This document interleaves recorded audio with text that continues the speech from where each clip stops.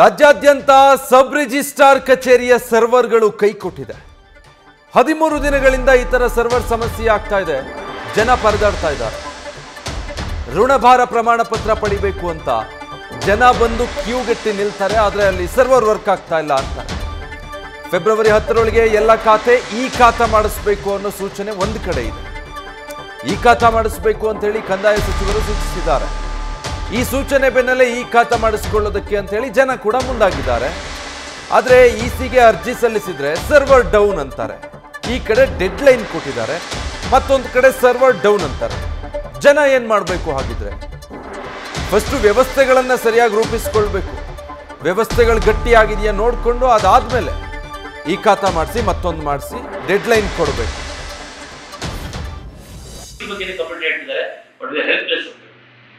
ಯಾರ ಕಾಂಟ್ಯಾಕ್ಟ್ ಮಾಡೋ ವಿಚಾರ ಬಗ್ಗೆ ಯಾಕಂದ್ರೆ ನಮ್ಮಂತವರಿಗೆ ಜನಸಾಮಾನ್ಯರ ಗೋಳು ಜನಗಳಿಗೆ ಆಗ್ತಾ ಇರ್ತಕ್ಕಂಥ ತೊಂದರೆ ಮಿನಿಸ್ಟರ್ ಕಂದಾಯ ಸಚಿವರ ಗಮನಕ್ಕೆ ಬಂದಿದ್ರು ಕೂಡ ಯಾಕೆ ಜಾಣವನ್ನು ವಹಿಸ್ತಾ ಇದೆ ಅಂತ ನನ್ನ ಪ್ರಶ್ನೆ. ಈ ಪರಿಹಾರ ಏನು ಹೇಳಿದ್ರು? ಹೋಗ್ಲಿ ಇವತ್ತಾಗುತ್ತೆ ನಾಳೆ ನಾನು ಕಾನೂನಿನ ಕಾರಣ ಅಂದ್ರೆ 12 ದಿವಸ ಆಯ್ತು. ಎಷ್ಟು ಇನ್ಸೆಕ್ಯೂರ್ಡ್ ಅಂದ್ರೆ ಇನ್ನ ಎಷ್ಟು ಆಗುತ್ತೆ? ಮರಣ ಆಗೋದು, 10 ದಿವಸ ಆಗೋದು, 15 ದಿವಸ ಆಗೋದು. ಅದಕ್ಕೆ ಏನು ಯಾವ್ದು ಲಾಜಿಕಲ್ ಆದಂತ ಆನ್ಸರ್ ಅಂತ ಸಿಗ್ತಾ ಇಲ್ಲ.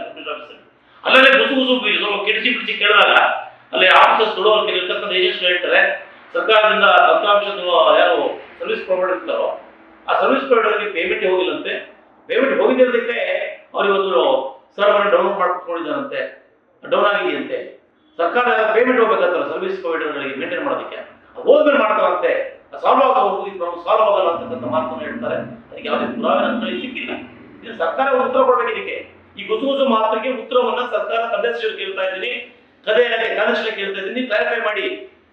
ನಿಮ್ಮಲ್ಲಿ ಒಪ್ಪದಿಂದ ಏನಾದ್ರು ಇದು ನನಗೆ ಸಿಗ್ತಾ ಇಲ್ವಾ ಇಸಿ ಅಥವಾ ಸರ್ವರ್ ಡೌನ್ ಆಗೋದಕ್ಕೆ ಪರಿಹಾರ ಏನು? ಎಂತೆಂಥ ಬ್ಯಾಂಕಿಂಗ್ ಸರ್ವರ್ ಡೌನ್ ಆದಾಗ within 3 hours 4 hours maximum 24 hours ಅಲ್ಲಿ ಇದೇ ಸಾಲ್ವ್ ಆಗುತ್ತೆ.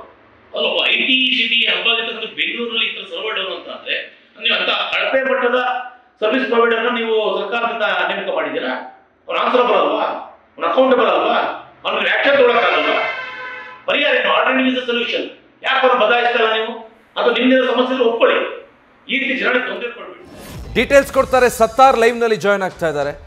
ಸತ್ತಾರ್, ಈಗ ಸರ್ವರ್ ಡೌನ್ ಆಗೋದು ಸಹಜ, ಓಕೆ, ಬಟ್ ಅದನ್ನ ಎಷ್ಟು ಬೇಗ ಸರಿಪಡಿಸ್ತಾರೆ ಅನ್ನೋದು ಮುಖ್ಯ ಆಗುತ್ತೆ.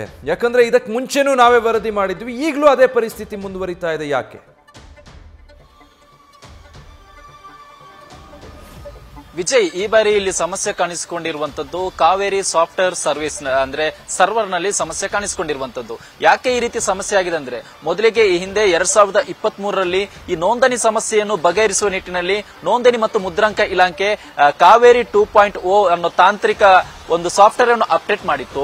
ಇಲಾಖೆ ಅಭಿವೃದ್ಧಿ ಮಾಡಿದಂತಹ ಇದೇ ಇದೀಗ ಸಾಫ್ಟ್ವೇರ್ ನಲ್ಲಿ ಸಮಸ್ಯೆ ಕಾಣಿಸಿಕೊಂಡಿರುವಂತದ್ದು.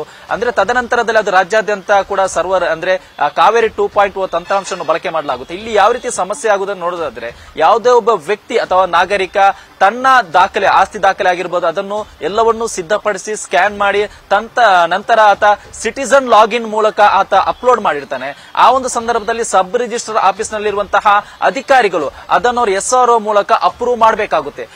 ಈ ಎರಡು ಪ್ರಕ್ರಿಯೆ ಮುಗಿದ ನಂತರವೇ ನೆಫ್ಟ್ ಅಥವಾ ನೆಟ್ ನೆಟ್ ಮೂಲಕ ಹಣವನ್ನು ಪಾವತಿ ಮಾಡಬೇಕಾಗುತ್ತೆ. ಇಲ್ಲಿ ಸಮಸ್ಯೆ ಉಂಟಾಗಿರುವಂತೆ ಇಲ್ಲಿರುವಂತಹ ಕಾವೇರಿ ಸಾಫ್ಟ್ವೇರ್ ನಲ್ಲಿ ಈ ಒಂದು ನೆಫ್ಟ್ ಮೂಲಕ ಹಣ ಪಾವತಿ ಮಾಡಬೇಕಾದ ಸಂದರ್ಭದಲ್ಲಿ ಇಡೀ ಸರ್ವರ್ ಕಂಪ್ಲೀಟ್ ಆಗಿ ಹ್ಯಾಂಗಿಂಗ್ ಆಗುತ್ತೆ.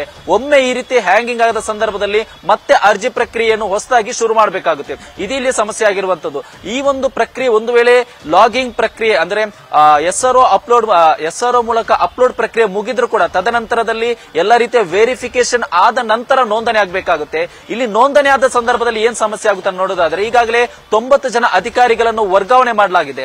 ಆ ವರ್ಗಾವಣೆಯಾದ ಅಧಿಕಾರಿ ಈಗಾಗಲೇ ಕೋರ್ಟ್ ಕದ ತಟ್ಟಿರುವಂತದ್ದು. ಬಟ್ ಅವರು ಲಾಗಿನ್ ID ಇತರರಿಗೆ ಕೊಡದಿರೋದು ಕೂಡ ಇಲ್ಲಿ ಸಮಸ್ಯೆ ಆಗಿದೆ. ಯಾಕಂದ್ರೆ ಕೆಲವೊಂದು ಸಂದರ್ಭದಲ್ಲಿ ನೋಂದಣಿ ಪ್ರಕ್ರಿಯೆ ಆಗುವಂತಹ ಸಂದರ್ಭದಲ್ಲಿ ಅಲ್ಲಿರುವಂತಹ ಒಬ್ಬರು ಅಥವಾ ಇಬ್ರು ಅಧಿಕಾರಿಗಳು ಇರ್ತಾರೆ. ಈ ಪೈಕಿ ಒಬ್ಬರಿಗೆ ಯಾವುದೇ ರೀತಿ ಲಾಗಿನ್ ID ಹೊಂದಿರುವುದಿಲ್ಲ. ಇದರಿಂದ ವಿಳಂಬ ಆಗ್ತಾ ಇರುವಂತದ್ದು. ಅಲ್ಲದೆ ಒಂದೇ ಅಂದ್ರೆ ಈಗಾಗಲೇ ಏನು ಕಂದಾಯ ಸಚಿವರು ಒಂದು ಸೂಚನೆ ಕೊಟ್ಟಿರೋದ್ರಿಂದ ಫೆಬ್ರವರಿ 10 ಡೆಡ್ ಲೈನ್ ಕೊಟ್ಟಿರೋದ್ರಿಂದ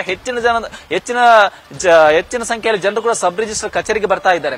ಈ ಒಂದು ಸಂದರ್ಭದಲ್ಲಿ ಎಲ್ರಿಗೂ ಕೂಡ ಒಂದೇ ಎಟ್ ಎ ಟೈಮ್ ಒಂದು ಟೈಮಿಂಗ್ಸ್ ಕೊಟ್ಟಿರ್ತಾರೆ. ಅಂದ್ರೆ ಫಾರ್ ಎಕ್ಸಾಂಪಲ್ ಇವತ್ತು 10 ಗಂಟೆಗೆ ಬನ್ನಿ ಅಂದ್ರೆ ಆ ಒಂದು ಸಂದರ್ಭದಲ್ಲಿ 10 ಜನ ಟೈಮಿಂಗ್ಸ್ ಕೊಟ್ಟಿರ್ತಾರೆ. ಬಟ್ ಒಬ್ಬರದ್ದು ಅಥವಾ ಇಬ್ಬರದ್ದು ಆ ಒಂದು ಸಂದರ್ಭದಲ್ಲಿ ಅವರ ಡಾಕ್ಯುಮೆಂಟ್ಸ್ ಪ್ರಕ್ರಿಯೆ ಮುಗಿದಿರೋದ್ರಿಂದ ಮತ್ತೆ ಮುಂದೂಡಬೇಕಾಗುತ್ತೆ. ಒಮ್ಮೆ ಮುಂದೂಡಿದ್ರೆ ಮತ್ತೆ ಅವರು 2 ದಿನ ಮತ್ತೆ ಕಾದು ಮತ್ತೆ ಟೋಕನ್ ಪಡೆದು ವಾಪಸ್ ಬರಬೇಕಾಗುತ್ತೆ. ಈ ರೀತಿಯ ಪ್ರಕ್ರಿಯೆ ಇರುವುದರಿಂದ ಇಲ್ಲೊಂದು ಕಡೆ ಕಾವೇರಿ ಸಾಫ್ಟ್ವೇರ್ ಏನು ಇಲಾಖೆ ಅಭಿವೃದ್ಧಿಪಡಿಸಿರುವಂತಹ ಕಾವೇರಿ ಸಾಫ್ಟ್ವೇರ್ ನಲ್ಲಿ ಇದೀಗ ಸಮಸ್ಯೆ ಕಾಣಿಸಿಕೊಂಡಿರುವುದರಿಂದ ಅದರ ಜೊತೆಗೆ 90 ಜನ ಅಧಿಕಾರಿಗಳನ್ನು ಏಕಾಏಕಿ ವರ್ಗಾವಣೆ ಮಾಡಿರುವುದರಿಂದ ಇದೀಗ ಸಮಸ್ಯೆ ಆಗಿರುವಂತದ್ದು. Vijay, thank you Sattar. News first ನಿರ್ಭೀತಿಯಿಂದ ನಿಮ್ಮ ಪರವಾಗಿ.